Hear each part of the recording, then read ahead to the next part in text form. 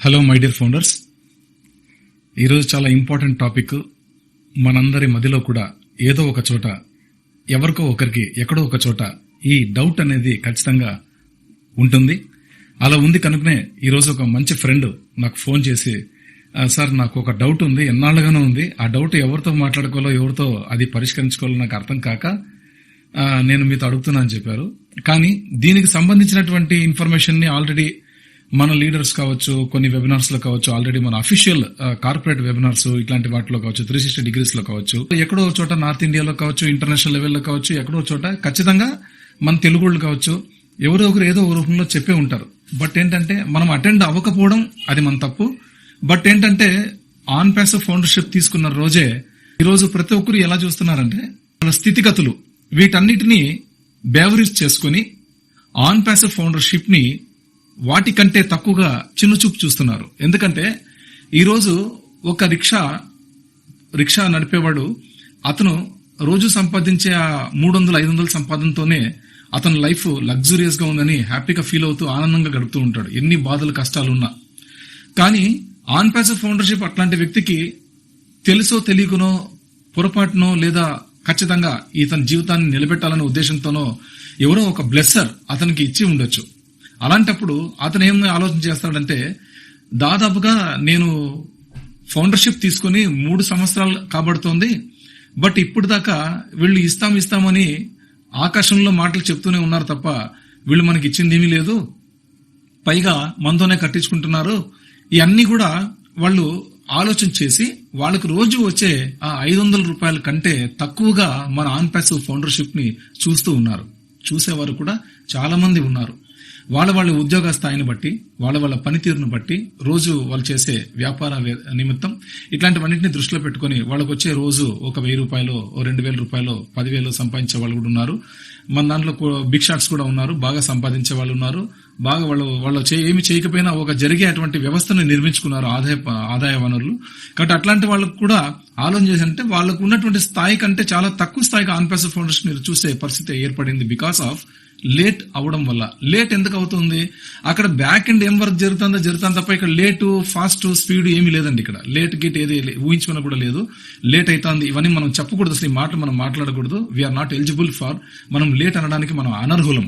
On passive కంపెనీకి ఒక్కొక్క ID is equal to ఒక సింగిల్ ఫౌండర్ ఐడినే. ఇది గుర్తుపెట్టుకోండి.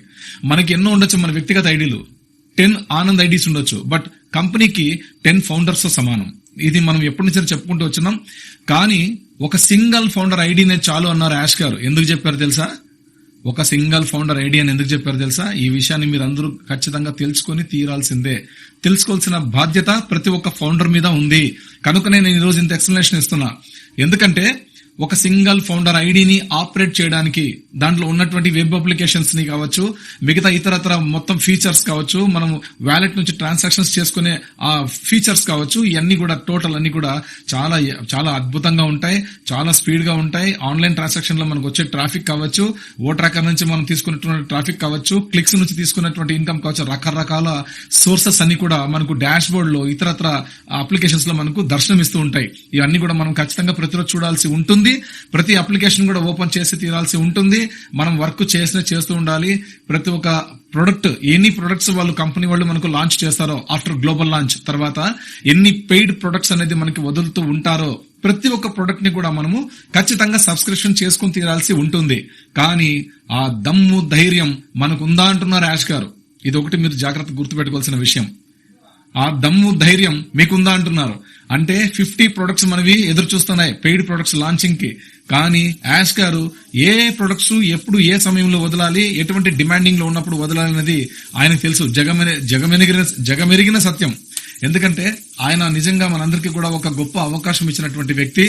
ప్రపంచంలో మార్కెటింగ్ స్ట్రాటజిక్ మొత్తం అంతా ఆపరేటింగ్ సిస్టమ్ ఎలా జరుగుతుందో అతనికి తెలుసు. ఏ మార్కెట్ లో ఎప్పుడు ఏ ప్రోడక్ట్ ని పెట్టాలి, ఏ ప్రోడక్ట్ కి ఎంత డిమాండ్ పెంచాలి, ఎటువంటి సబ్స్క్రిప్షన్ ప్రైస్ పెట్టాలి అనేది మొత్తం వివరాలన్నీ కూడా యాష్ గారికి క్షుణ్ణంగా తెలుసు. ఆయనకు ఒక రూట్ మ్యాప్ ఉంది. అది ఇప్పుడు చెప్పిండేది కాదు. 2014 సంవత్సరం నుంచి 2018 సంవత్సరం ఆన్ ప్యాసివ్ స్టార్ట్ అయ్యే ముందు 4 సంవత్సరాలు ఆయన కష్టపడి రీసెర్చ్ చేసి ఆన్ ప్యాసివ్ 2018లో మొదలు పెట్టారు. కాబట్టి అక్కడ నుంచి మన టూల్స్ ఫార్మాట్స్ అన్ని కూడా జరుపుకుంటూ వచ్చాయి. మొత్తం అంత ఫార్మేషన్ జరుపుకుంటూ వచ్చింది. 2020 డిసెంబర్ నుంచి పూర్తిగా ఓమెయిల్, ఇట్లా ఓనెట్, ఓటర్ ఇలాంటి టూల్స్ అని ఫ్రీ టూల్స్ ఏవైతే ఉన్నాయో వాటిని ఫస్ట్ డెవలప్ చేసుకుంటూ వస్తూ మనకు అన్ని కూడా జరుగుతూ ఓ కనెక్ట్ అనేది ప్రపంచానికి లింక్ చేసేటువంటి అప్లికేషన్ కాబట్టి ఇట్స్ ఎ డైమండ్ ప్రోడక్ట్ కాబట్టి దాన్ని కూడా మనకి వదలడం జరిగింది.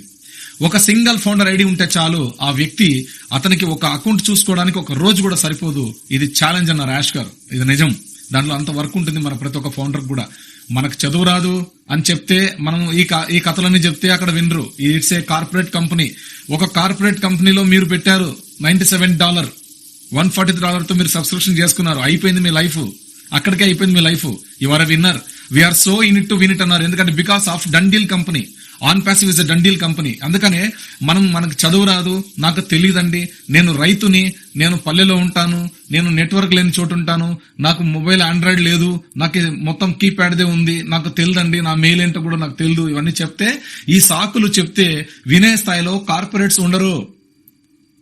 ఇలాంటి సాకులు చెప్పుకుంటూ కూర్చుంటే కార్పొరేట్స్ ఉండరు. అందుకోసం మీ అందరికీ చెప్తున్నాం, ఖచ్చితంగా మీకు ఎవరైతే అవకాశం ఇచ్చారో ఆ స్పాన్సర్, ఆ బ్లెస్సర్ చేయి పట్టుకోండి, అతన్ని ఫాలో అవ్వండి, అతనికి రోజు టచ్ లో ఉండండి. మీకు తెలియకపోతే అతనికి టచ్ లో ఉండండి. అతను నేర్పుతాడు, ఒక్కసారి నేర్పుతాడు, జీవితాంతం మీరు చేసుకోవాల్సి ఉంటుంది. మాటికి అతనికి ఫోన్ చేసి డిస్టర్బ్ చేయకూడదు. ఒక్కసారే చెప్తారు బ్లెస్సర్. ఒకసారి చెప్పినాక మనం ఆయన 10% చెప్తే మనం 90% మన సొంత తెలివితేటలతో ముందుకు పోవాల్సినటువంటి సిస్టమ్ ఇది.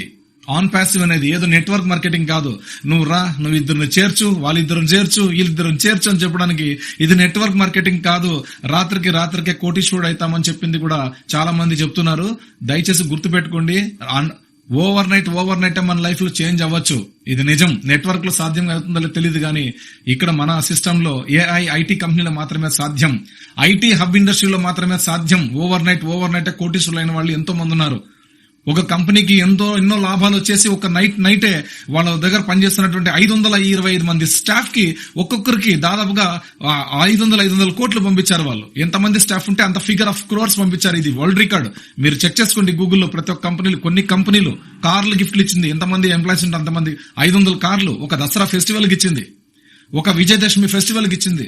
మేము చూసాం, మీరు చూడండి. తెలియకపోతే తెలుసుకోండి, క్లియర్ గా తెలుసుకోండి. గూగుల్లో సెర్చ్ చేసుకోండి, చూసుకోండి. కాంట్రవర్సీలు పెట్టద్దండి. సార్ ఇది లేదు, అది రాలేదు, ఇది రాలేదు, అవి మీ ఇష్టం, మాకు సంబంధం లేదు, చెప్పేంత వరకే మేము. ఓకేనా? కాబట్టి ఒక సింగిల్ ఫౌండర్ ఐడి ఉంటే చాలు, దిమ్మ తిరిగిపోయే స్టేజ్కి వెళ్ళిపోతాడు ఫౌండర్ అన్నారు. 50 ప్రొడక్ట్స్ కూడా కొనే దమ్ము ధైర్యం మీకుందా అంటున్నాడు యాష్ గారు. ఎందుకంటున్నారంటే ఒక్క టూలు కొంటేనే ఓ కనెక్ట్ మీద వచ్చే ఆ ట్రాఫిక్, ఆ ఇన్కమ్ సోర్స్ కే మన సాధారణమైనటువంటి జీవితం సడన్ గా మారిపోయే అవకాశం అన్నటువంటి సిచ్యుయేషన్. మిగతా ప్రొడక్ట్స్ కూడా కొంటే అబ్బో దీనికి ఎంత ట్రాఫిక్ వస్తుందో, దీనికి ఎంత ఇన్కమ్ వస్తుందో అని చెప్పేసి తల్లిడిల్లిపోయి మెంటలీ పిచ్చెక్కిపోయేటువంటి ఆప్షన్స్ కూడా మనలో ఉంటాయంటే ఆశ్చర్యం లేదండి. గుర్తుపెట్టుకోండి. కాబట్టే 10 అకౌంట్లు ఉన్న వాళ్ళు, 40 అకౌంట్లు ఉన్న వాళ్ళు, 100 అకౌంట్లు ఉన్న వాళ్ళు, 300 అకౌంట్లు ఉన్న వాళ్ళు చేయాల్సింది ఏంటి లేదు. ప్రతి అకౌంట్ మెయిన్ మదర్ ఐడి అంటే ఫస్ట్ టైం మనం ఆన్ ప్యాస్ లో అడుగుపెట్టి ఫస్ట్ సిగ్నేచర్ ఎన్డీఏ చేసినటువంటి అకౌంట్ ని మదర్ ఐడి అంటారు. ఆ మదర్ ఐడిని మనం జస్ట్ ఎవ్రీ డే ప్రతి ఒక్క రోజు కూడా మదర్ ఐడిని ఫుల్ ఫ్లెజ్డ్ గా మనం చూడాల్సి ఉంటుంది. దాంట్లో ఉన్న మొత్తం ఇన్ఫర్మేషన్ అప్డేట్స్ ని మనం చూడాల్సి ఉంటుంది. ప్రతి ఒక్క దానికి కూడా మనం టచ్ లో పోవాల్సి ఉంటుంది. ఏది? మదర్ ఐడి విషయంలో. రైట్? అది అయిన తర్వాత 7 days, ఒక 1 week లో, ఫర్ ఎగ్జాంపుల్ ఈరోజు సండే, నెక్స్ట్ సాటర్డే లోపు మీరు ఖచ్చితంగా మీవి 10 ఐడీలు ఉన్నా, 40 ఐడీలు ఉన్నా, 100 ఐడీలు ఉన్నా, 300 ఐడీలు ఉన్నా, మీరు ఖచ్చితంగా ఆ 7 days లో ఆ ఐడీస్ అన్నింటినీ కూడా ఓపెన్ చేసి చూడాల్సి ఉంటుంది. మీరు మ్యాన్ పవర్ పెట్టుకుంటారో, మీరు నమ్మకస్తుల్ని పెట్టుకుంటారో, మీ బంధువుల్ని పెట్టుకుంటారో, మీరే చేస్తారో మాకు సంబంధం లేదు. మీరు ఖచ్చితంగా ఒక వారంలో ఒక్కసారైనా ఆ అకౌంట్స్ అన్ని కూడా ఓపెన్ చేస్తేనే మీ అకౌంట్స్ అన్ని కూడా ఫౌండర్ అకౌంట్ గా యాక్టివేషన్ గా ఉంటాయి.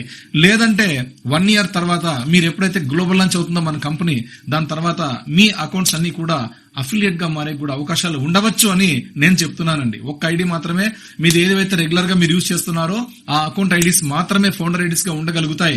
దాన్ని తట్టుకోగలిగే శక్తి సామర్థ్యం మీకుంటే ఓకే, హ్యాపీగా మీరు దాన్ని ఫేస్ చేసి లీడ్ చేసుకుంటూ వెళ్ళొచ్చు. మిగతా అకౌంట్స్ మీరు చేసేకి మీకు చేతరు కాకపోతే నో ప్రాబ్లం, అవి అఫిలియేట్స్ గా కూడా కన్వర్ట్ అవ్వచ్చు. దాని నుంచి ఏం సోర్స్ అయితే మీకు రావాలో అవి రావచ్చు. కంపెనీ ఏ డెసిషన్ అన్నా తీసుకోవచ్చు.